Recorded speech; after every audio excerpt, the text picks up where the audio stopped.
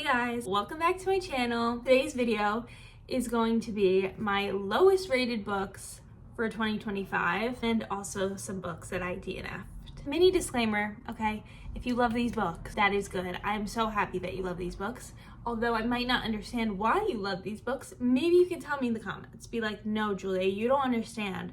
This is why this book is amazing. And maybe I'll give it another shot. This video, if it offends you at all, like, don't be offended. Guys, it's just books, okay? We all have different tastes.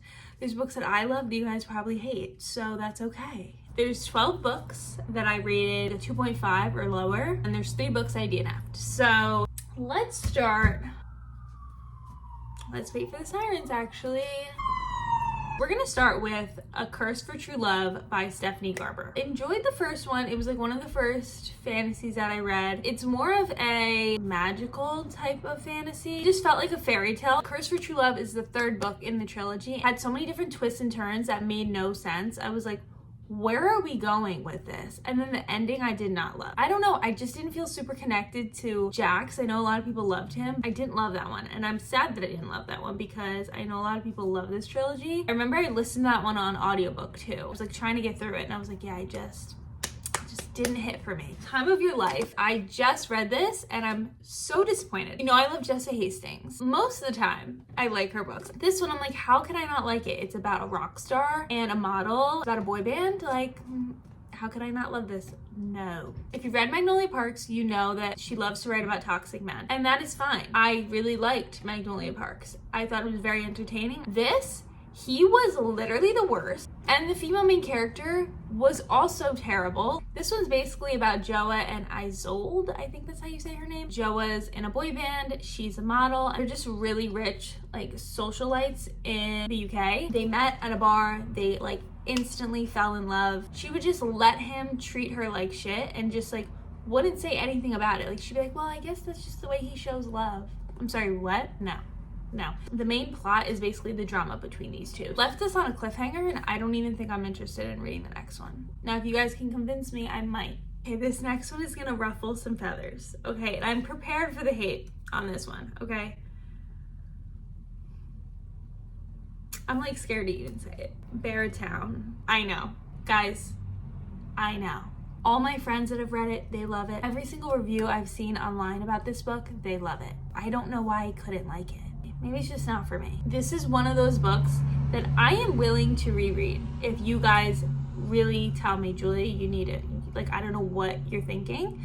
You need to reread this. I'm willing to give it another chance because I know people love his books. It's about this small town and focus of the town is hockey. That's all they all care about in this town is hockey, the sport, everything that has to do with hockey. Everyone plays hockey or has some type of relationship with the sport, and there's like a bunch of characters in this book, and I think that's what threw me off, is that there were so many characters involved that I couldn't remember. I guess I didn't care enough to remember who was involved with what, and I just was getting confused. There's this main situation that happens in the middle of the book. I just felt like it took so long to get to that. I'm upset that I don't love it the way other people do. That one I rated, I think, like a 1. Guys, I think I gave that one like a 1. I know, I'm so sorry.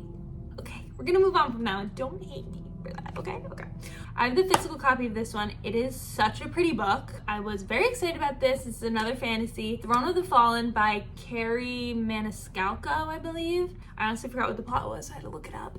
So the plot is, the story follows the Prince of Envy, one of the demon princes from the underworld. His realm and court are in danger, and to save them, he must win a deadly magical game involving riddles, hexed objects, and mysterious clues. A challenge that will take him across realms and force him to confront threats from fae, vampires, demons, and other forces. In the human world, there's Camilla, who is a talented artist that is struggling to keep her late father's gallery afloat. After making a mistake that gives the notorious nobleman power over her, she's blackmailed and risks ruin. Envy needs her, and she needs him, so they work together. As you can tell by the description, there's a lot of things going on. There's fae, there's vampires, there's demons, there's a lot of things, and there's also so many realms. I felt like the Prince of Envy could literally get like 3 books himself. You know what I'm saying? There was just so much happening, switching from like one thing to the next. I just did not feel the connection between the 2 characters, and there was a lot of spice that was just like random. The next one I gave a low rating, which I'm very sad about because I love her book, The Friend Zone by Addie Jimenez. I love the Part of Your World series. That one is like one of my favorites, and I really want to reread just for the summer. This book is part of the Friend Zone series. So I was like, you know what? I want to read this series because I love her other ones. And so I read this one and it was just a flop. It was just way too cheesy for me. So basically the female main character has a problem where she can't have kids. There's no reason for me to date because whoever I end up with is gonna hold this grudge against me that I can't have kids. And she meets Josh. They hit it off right away. The plot twist, obviously Josh wants 1 billion kids. So that's like the problem in the story. I just wasn't feeling the connection between the characters. This next one hurts me. This was like one of the biggest letdowns of the year. Emily Henry, why? I did a reading vlog with this one, and in the reading vlog I was pretty harsh. Guys, I think in the reading vlog I literally said like, Emily Henry wrote this and said this is gonna be a great book. I know it was harsh, but you know when you're reading a book and you just have so many feelings for it, and that's what came out. This one missed the mark. It was like 2 stories in one. They didn't mesh. We have the female main character Alice and we have the male main character Hayden. They both are writers. They get hired by this woman Margaret to write a story about her life. Hires both of them to see who can write a better story about her life based on her just talking to them and telling them her story. It's like basically a mystery within this as well. They're trying to figure out like, who was this woman? Why is she so important? Within that, obviously they have a romantic connection, which I did not feel one bit between them. Their conversations with each other were dry. The story about the woman was so boring. I'm like halfway through this book and I'm like, woman, give me some juice about your life. Like, why do we care about you? I didn't care and I'm upset. So next one, I'm actually shocked I rated this so low.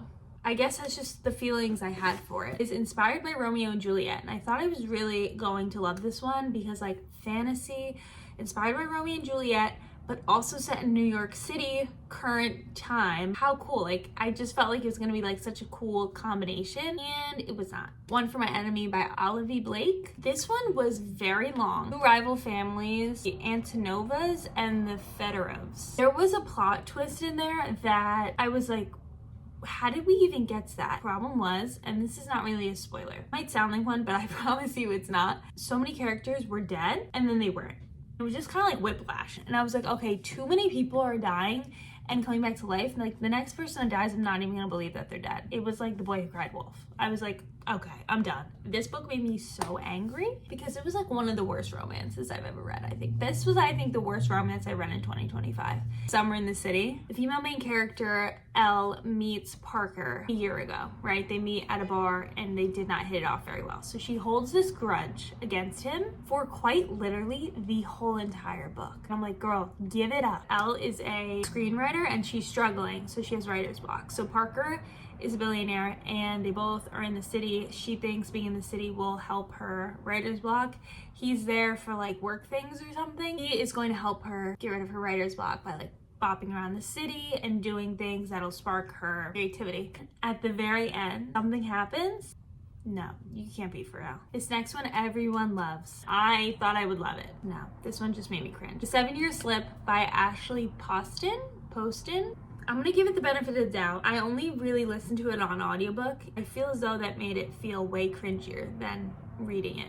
Apparently her books always have like a little magical element to them. So this one is about time travel. Basically like she's in this magical apartment that her grandma used to live in. She basically told her like things happen in this apartment and you just can't explain why. Grandma passes away, so she ends up taking over the apartment, living there. And when she does, this guy comes. I don't know, I didn't love the time travel thing. I just remember her name was Clementine and he'd call her Lemon. And I was like, this next book, I loved the first book in this series, but the second book was a miss for me. This one is Power Play by Kelsey Curto. I go into books, I don't read the description. The description told me what this was gonna be about. This was literally just about spice. The whole book was spice. The female main character wanted to explore, okay? It was literally in the description, and I didn't read it. I talked about Love in Other Words in my other top books of 2025. So I was like, oh my God, let me read The Paradise Problem. I was going on vacation. I'm like, this is the perfect time to read this book. I read that while I was reading Magnolia Park. So maybe it was because I was loving Magnolia Park so much that I didn't love this one that much. We're following Anna and we're following Liam. They, I guess, got married at one point and never ended up getting an actual divorce. They met up like years later. His sister is getting married and he needs a date to the wedding. She pretends to be his wife, even though they technically are still married. It is a little confusing. The trope was just like weird. They go on this vacation together for the wedding. They end up falling in love, basically. And I read the cheat sheet. It was too cheesy for me. This is kind of where I'm finding my book taste maybe. Is like I don't love a super cheesy book anymore. Like I used to love a nice palette cleanser, but if the palette cleanser is too cheesy, I'm like, why did I even read this? It's cringing me out. You know what I mean? We had fake dating and we also had best friends to lovers. Bree is in love with Nathan. They're best friends. Nathan's an NFL player. A rumor spread that he is secretly in love with someone, and so his publicist is like, let's just lean into this. So he said, well, who are we gonna pick as my like love interest? They decide to fake date, and then obviously that turns into something. That's my list of books that I rated the lowest in 2025. Now we're gonna go on to the few books that I DNF'd, because there are a few. It's gonna hurt some people. I'm willing to give it another chance. The Invisible Life of Addie LaRue. Now, give me a break, okay? I only just started reading last year. This was one of the books that I started in the beginning of this year. I just did not understand what was going on. I was very confused. I only got like 50 pages in. Why can no one see her? What is happening? I think it's supposed to be a fantasy, but I don't think I knew that it was supposed to be a fantasy. The next book, I was at Target and I saw it and I was like, oh my god, this book looks so cute. And I was gonna buy it, and then I was like, no, it's on Kindle Unlimited. I'll just get it on my Kindle. So that's All My Kisses for You by Monica Murphy. I haven't read anything by her, and I don't think I've heard really anyone talk about this book. I was like, okay, this could be a fun little romance. It was just too cheesy for me. It was very high school. The setting was high school. It's giving high school. So if you're a high schooler, you might like it. Okay, and the last book that I DNF'd, One Dark Window by Rachel Gillig. Now, I know this is a good one. Like, a lot of people love this one. I think I just started this at the wrong time. So I'm willing to give this another chance. I just didn't love the magic. It's a fantasy, and the magic and the realms have to do with these cards, and certain people have certain cards. And people want certain cards because they do things. I got pretty far. I think I got like 40% the way through this, and I felt like I was just forcing myself to read it, and I wasn't really grasping or understanding what was happening. That's why I had to DNF it, because I said, you know what? Maybe there's a different time for me to read this, and I will love it. Maybe I'll make a video of me rereading like books that I rated low or books I've DNF'd. Would you guys like to see that? And if you would, which books do you want me to reread? Let me know. So that is it for this video. I promise I'm not negative all the time. I just really wanted to film this one because I was like, damn, I have a pretty hefty list on here. If you want to know any of the books that I did love this year, you can watch that on my channel. I love you all so much, and I'll see you in my next video. Bye.